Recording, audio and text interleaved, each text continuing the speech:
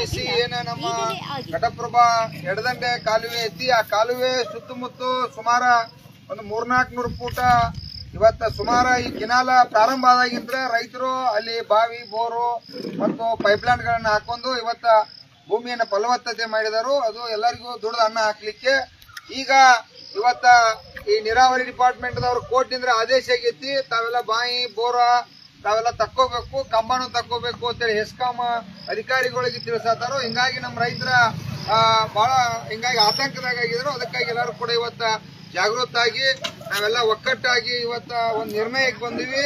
ಇದೇ ಬರ್ತಕ್ಕಂತ 16ನೇ ತಾರೀಕ ನಾವು ಘಟಪ್ರಭಾ ಏನು ದುಬ್ಬದಾಳ ಐಬಿಗೆ ಸುಮಾರ ಏನು ಘಟಪ್ರಭಾ ನಮ್ಮ ಘಟಪ್ರಭಾದಿಂದ ಬೀಳಿಗೆವರೆಗೆ ಇರ್ತಕ್ಕಂಥ ಸುತ್ತಮುತ್ತ ರೈತರು ಸುಮಾರು 100 ಹಳ್ಳಿ ರೈತರು ಕೂಡಿ ಇವತ್ತ ಸಾವಿರಾರು ಸಂಖ್ಯೆ ಒಳಗೆ ನಾವು ಘಟಪ್ರಭಾ ಐಬಿಗೆ ನಾವೆಲ್ಲ ಕೂಡ ಸುಮಾರು 10-11 ಗಂಟೆಗೆ ಅಂದ್ರೆ 16ನೇ ತಾರೀಕು ಮಂಗಳವಾರ ನಾವೆಲ್ಲ ಸೇರ್ಬೇಕಂತೇಳಿ ತಮ್ಮಲ್ಲಿ ರೈತ ಬಂಧುಗಳಲ್ಲಿ ವಿನಂತಿ ಮಾಡ್ಕೋತಾ ಇದ್ದೀವಿ.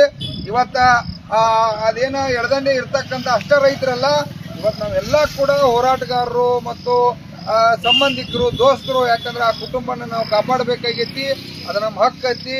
ಯಾಕಂದ್ರೆ ಭೂಮಿ ನಾವ ಕೊಟ್ಟದು, ಇವತ್ತು ಕಿನಾಲಕ್ಕೂ ಕೂಡ ನಾವ ಕೂಡ ಅಲ್ಲಿ ಸೈಡ್ ಬೋರ ಬಾವಿಯನ್ನು ಮಾಡ್ಕೊಂಡಿವಿ. ಅದನ್ನ ಸರ್ಕಾರ ಇವತ್ತು ಹುನ್ನಾರ ಮಾಡತೈತಿ, ಕೋರ್ಟ್ ಕೂಡ ಅದನ್ನ ಅರ್ಥ ಮಾಡ್ಕೊಂಡಿಲ್ಲ, ಆದೇಶ ಮಾಡೈತಿ. ಇದಕ್ಕೆ ತಡೆಯಾಜ್ಞೆ ತರಬೇಕಾಗೈತಿ. ಆ ಕಾರಣಕ್ಕಾಗಿ ನಾವು ಸಾವಿರಾರು ಸಂಖ್ಯೆ ಒಳಗ ಇವತ್ತ ಬರ್ತಕ್ಕಂಥ 16ನೇ ತಾರೀಕು ಮಂಗಳವಾರ ನಾವೆಲ್ಲರೂ ಸೇರ್ಬೇಕಂತೇಳಿ ನಮ್ಮಲ್ಲಿ ವಿನಂತಿ ಮಾಡ್ತಾ ಇದೀವಿ. ನಮಸ್ಕಾರ.